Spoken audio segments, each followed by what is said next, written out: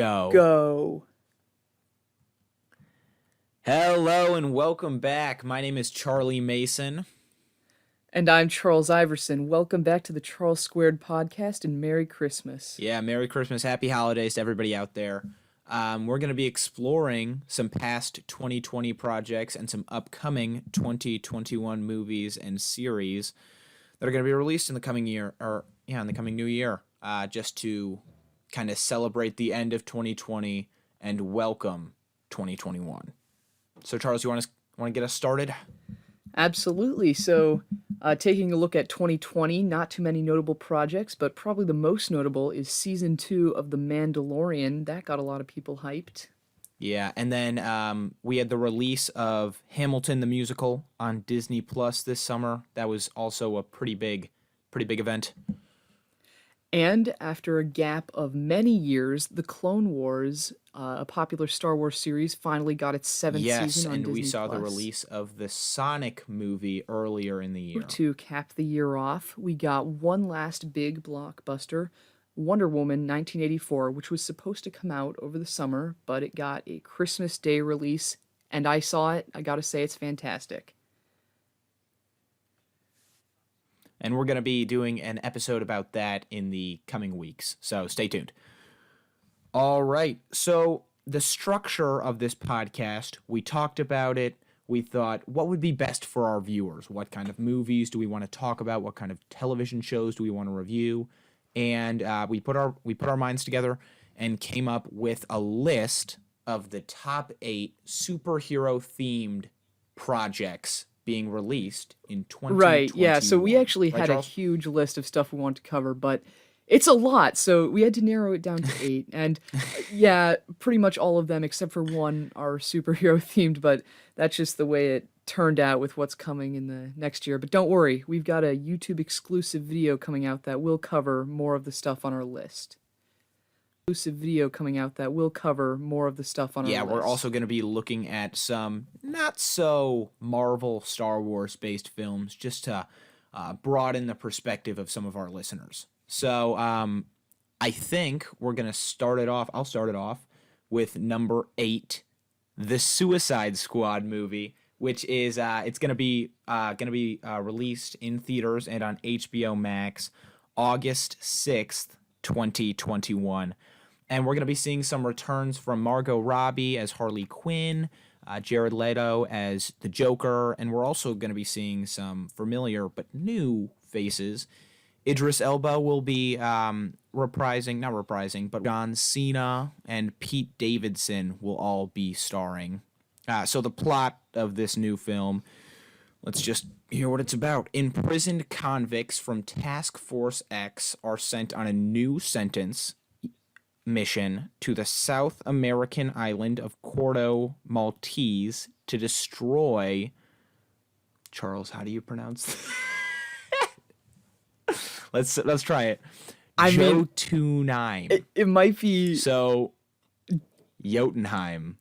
It might be Jotunheim. Oh, okay. Yeah. Because I think that might be a Norwegian essentially, word. these are imprisoned convicts. It might be Jotunheim. Following from the last movie, are sent on a sentence-easing mission to lower their sentences to this South American island, which hosts a Nazi-era prison and laboratory, which holds political prisoners and conducted experimentations.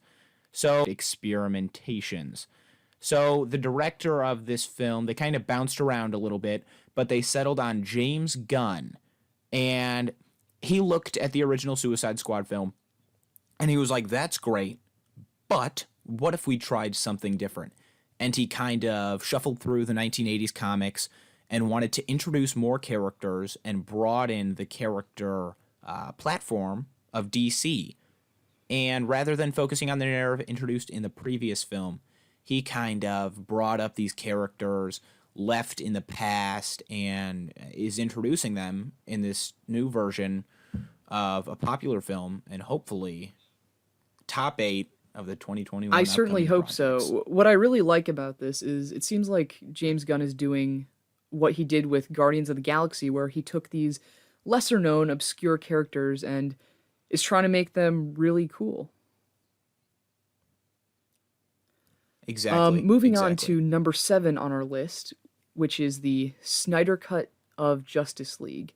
Now, a lot of fans were pushing for this Snyder Cut after they were less than enthused about the theatrical release. The reason why we're getting this now, though, is because Zack Snyder, who was originally directing Justice League, had to step down after the tragic death of his daughter.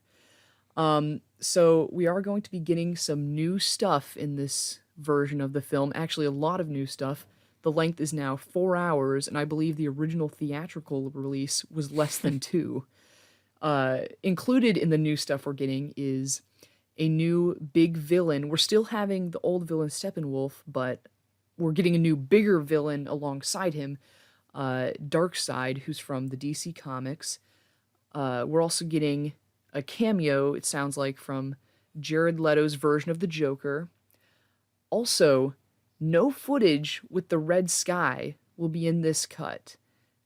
So basically in the final battle of the and people weren't necessarily a fan of that footage, so that's good. Also, no footage that was specifically shot after Zack Snyder left the project for the 2017 release will be used.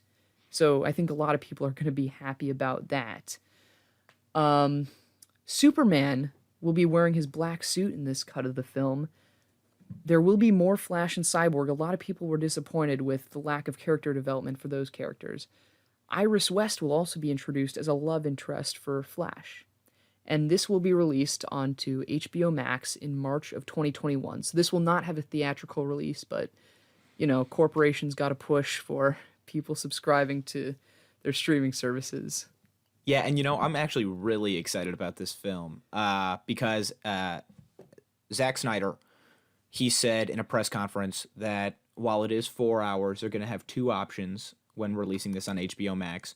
One in which the 4 hour film will be released as one continuous shot, like not shot, but one continuous movie. It's going to be one movie, one viewing. And another option for viewers in which they can watch it in 4 hour length segments.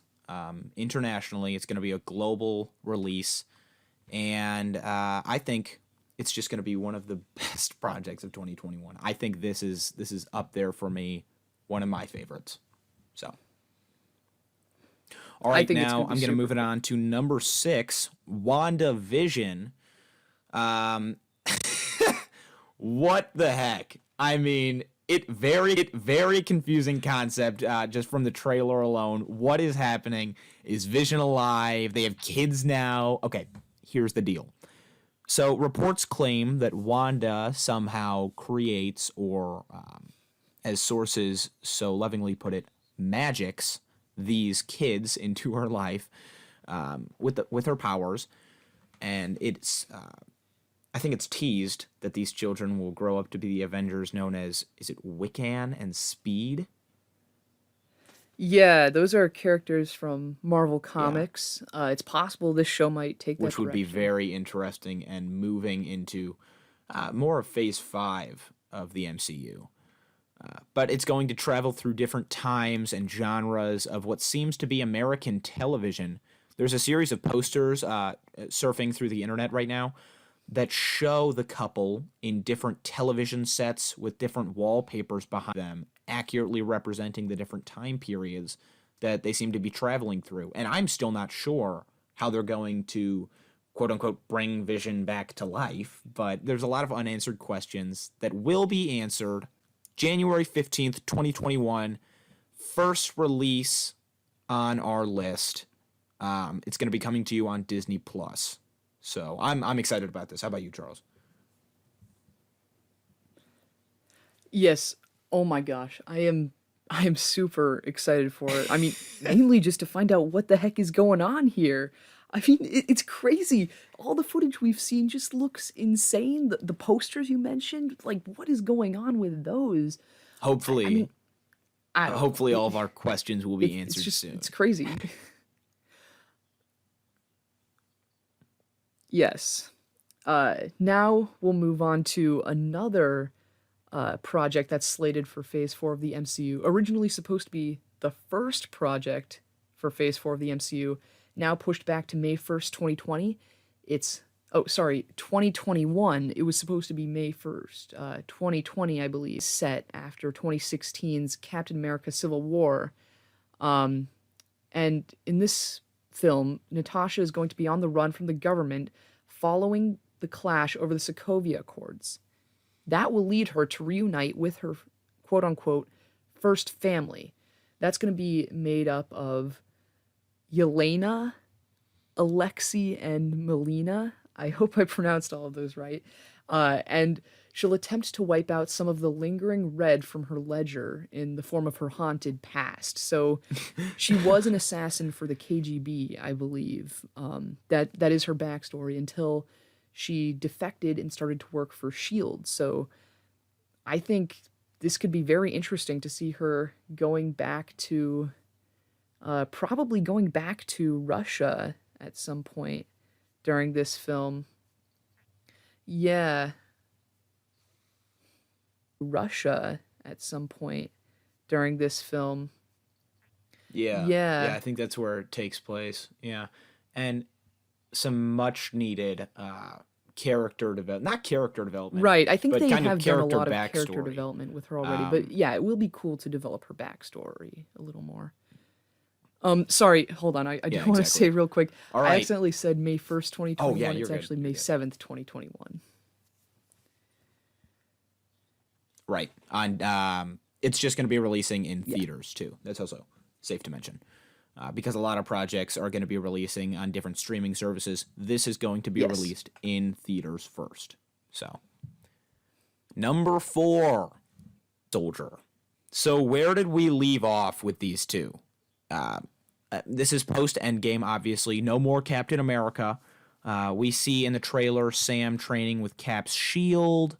He's got a lot of new gadgets. He's avoiding missiles. He's got a new suit that looks awesome. And we see Bucky interacting with Baron Zemo, who is going to return as the presumable villain. Last seen in jail following his reign of terror in Captain America Civil War. He's now free, and I assume it's going to be following his capture or whatever he's up to this time.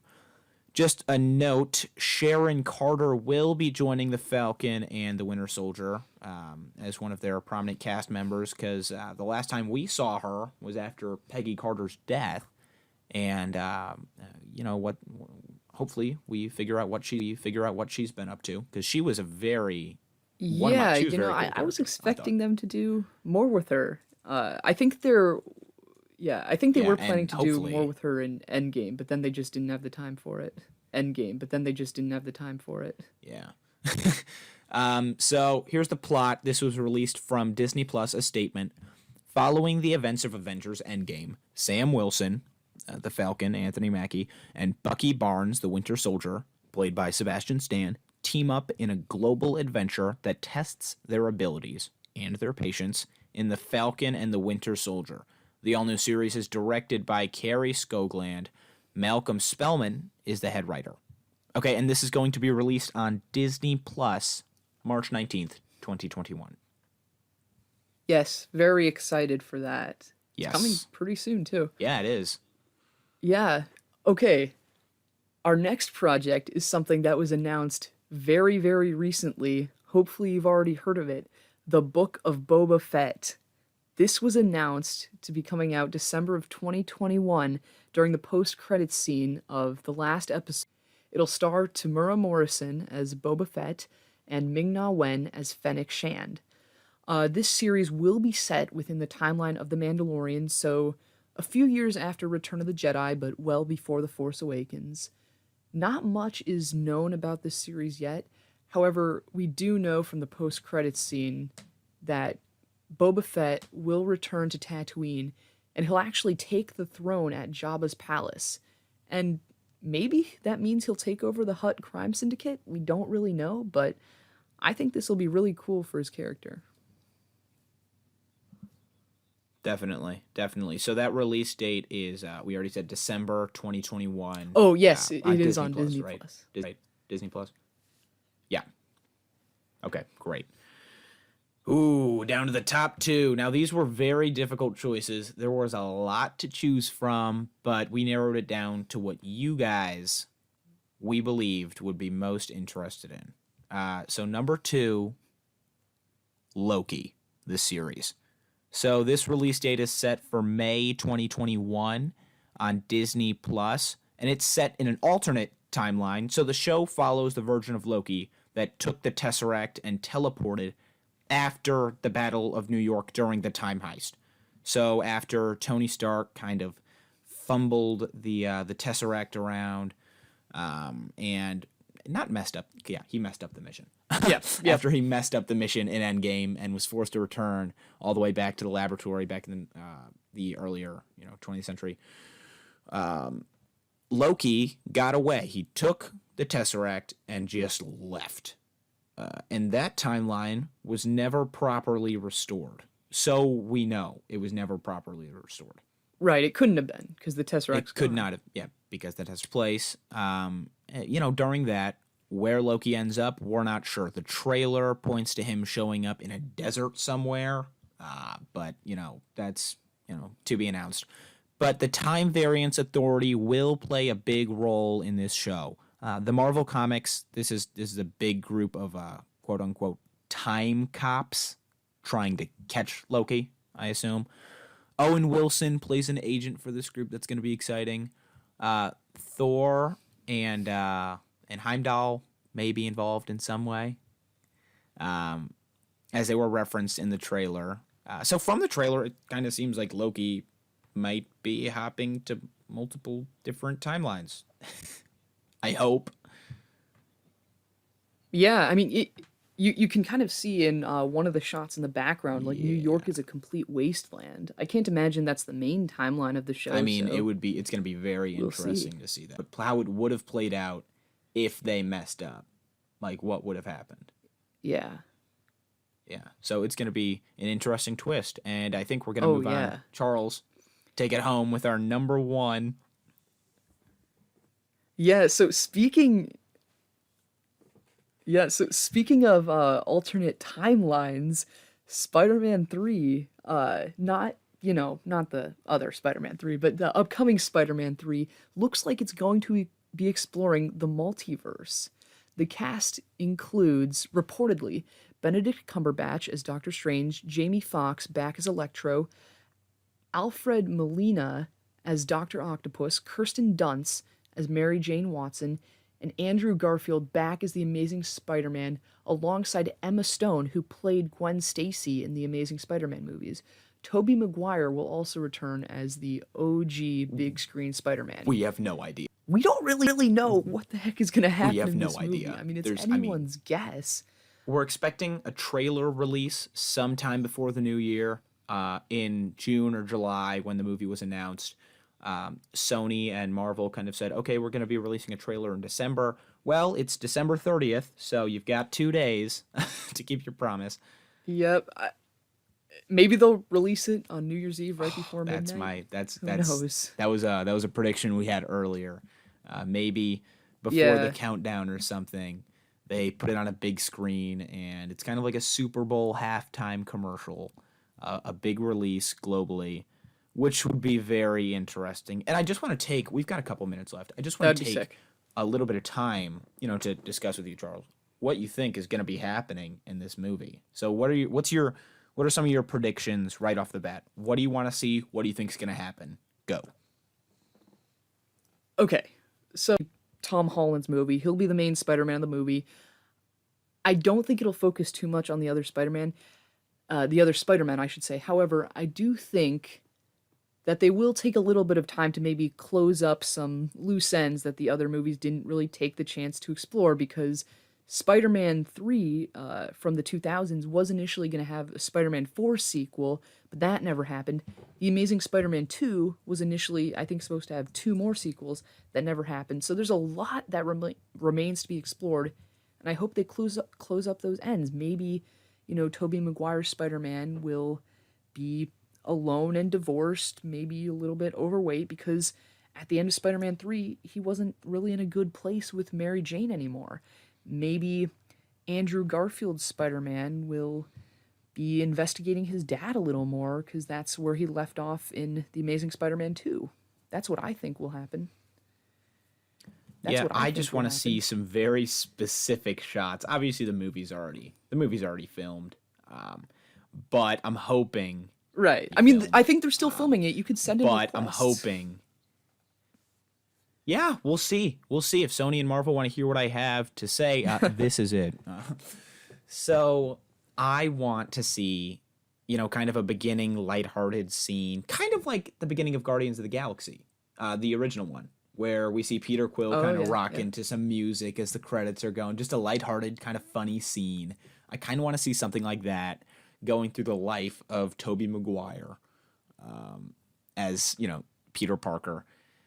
Maybe him and Mary Jane Watson are married. Maybe they're not. Maybe something happened. Maybe they have a kid. We'll have to wait and see. But I kind of want Tobey Maguire to be the 5 a.m. Shadow, lost all of his support from New York City, kind of washed up Spider-Man, mentor figure to Tom Holland.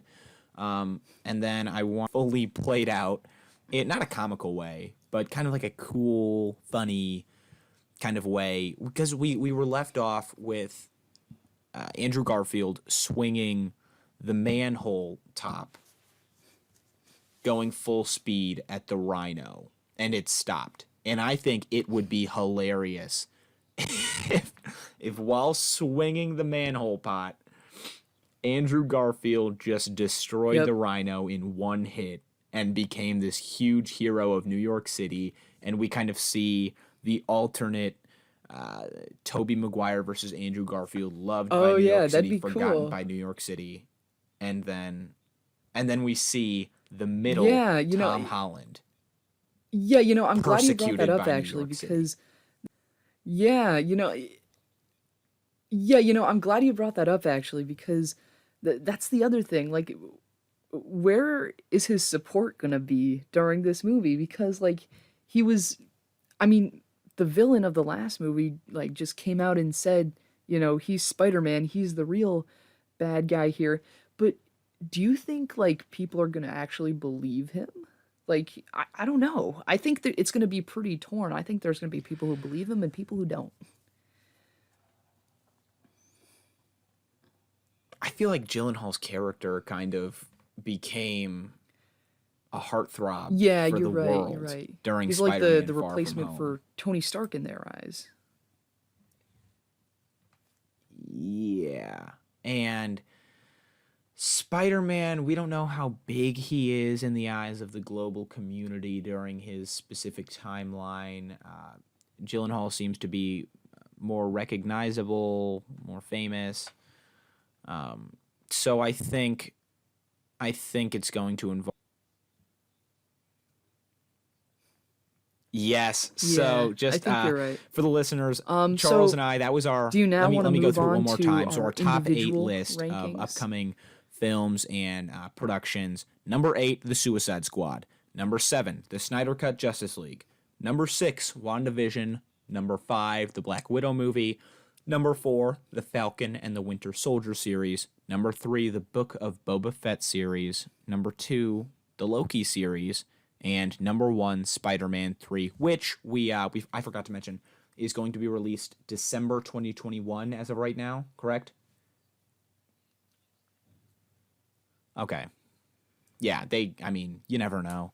Yes, I believe that is currently the release date. Some of these might get moved around. Yeah, please. But so, Charles, do you want to go with? don't sue us if not all these are actually 2021. It might not all add up, but Charles, do you want to start with your list? Charles, do you want to go with that was our combined list, and it might not all add up, but Charles, do you want to start with your list?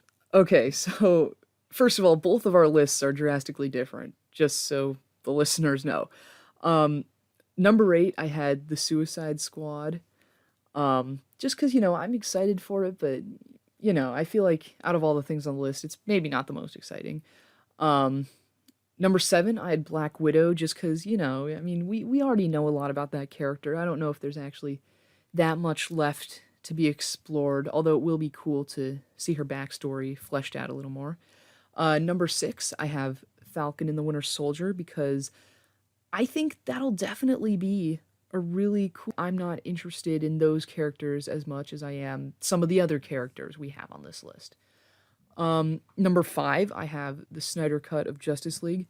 And the reason I have that there is because I actually did enjoy the original theatrical release of Justice League, but I thought it could have been better, Like, it was pretty underwhelming. And I think this will be great because it'll be the same overall story, just enhanced a lot, and it'll be originally what it was supposed to be. Number 4, I have Loki because, I mean, that it looks like a really cool show. It'll explore multiple timelines. Loki, I think, is just a really entertaining character in general. The Book of Boba Fett. Yeah. I think Boba Fett is really cool, and I think his character needs to be explored more. That's why that show is number 3 on my list. Number 2, I have Spider-Man 3 because I think that movie will be absolutely insane no matter what direction they take with it. Number 1, I have WandaVision because I am just so intrigued by both of the trailers they've released for it, and I just want to know what the heck is going on. Anyway, that's my list. Charlie, why don't you go ahead? All right, so I just have a lot of different. I have a lot more reasoning for like why I differed from Charles. So number 8, I put Black Widow, kind of for the same reason. He had number 7, Black Widow. I put mine at number 8. We already know a lot about our character. This is kind of just going to be an action, character background movie, fill in some of the gaps, which is fine and good and all. But I think it's out of the top 8 we have. I would rank it last. Number 7, I have WandaVision, and this is where me and Charles hit a crossroads. He put WandaVision at number 1, I put mine at number 7, and here's why. I am just beyond confused as to how this show's going to work. Obviously, this is just my preliminary ranking. That's a good idea. I think we should come back and re-rank them after everything's released. I think that's a good idea. But yeah, I think it's more going to be about Wanda kind of looking back and regretting not saving Vision, or her emotional journey through post-Endgame world. Number 6, I had the Suicide Squad, just because I'm really excited to see all those new characters and to see James Gunn's directing style. I'm just excited for that. Number 5 is the Book of Boba Fett. This is kind of in the middle of my list. I think I had this one tied with Loki, just because I'm looking more forward to seeing some of the Mandalorian more than I am Boba Fett. But I'm still excited to see more of the Star Wars universe that was unexplored. I'm very excited for that aspect of the show and to explore Boba Fett, who I love, his character and Fennec's character too. Number 4, Loki. Now, I'm very excited about this one. I have the top 3 are very distinguished for me. It was hard to rank, but number 4 is definitely going to be Loki for me. Me and Charles both had Loki in the same spot now that I look at it. I think, again, he's a very interesting character. Tom Hiddleston brings a different type of villain, a kind of a good villain, if there ever was one. Yeah. Exactly, it's a villain you want to root for. Who's funny. He's likable. In Thor Ragnarok, he was very funny. Hopefully he brings some of that comedy to this series. And my top 3, number 3, Snyder Cut Justice League. I actually moved this one up just because I'm so excited. I didn't realize how different the film was going to be from the original, which I'm very excited about. I just love Justice League so much. I think that the character development could be better. There's a lot of things they can improve upon, but I just love the overall theme of the Superman, Wonder Woman. So I think that's going to be awesome. Number 2, The Falcon and the Winter Soldier. This was an easy number 2 for me. I'm very excited to see how the legacy of Captain America, my personal favorite superhero, plays out in this new world. So yeah, I'm just excited to see Sebastian Stan and Anthony Mackie take a whack at it. And number 1, Spider-Man 3. I cannot express enough how excited I am for this. So I'm just going to leave it at that. And we're going to be releasing an exclusive, a YouTube exclusive coming up, kind of showing off what didn't make our list. So yeah, I think there's a lot we'll be diving into in that one that did not make our top 8 but is still noteworthy coming in 2021. That'll probably be Yes. So, do you want to mention some of the ones that we didn't include just so they have an idea? Absolutely. We'll be talking about the Eternals, Shang-Chi, What If, Hawkeye, Miss Marvel, Black Adam, Space Jam 2, Matrix 4, In the Heights. Those are just a few examples. Yeah, we've just got a bunch of different types of movies that we kind of want to explore. So we're going to open it up a little bit and bring you guys some more content. Yep. So thank you guys for listening. If you've made it this far, we appreciate you. Share, like, subscribe, do what you can, and just keep listening. See you next time.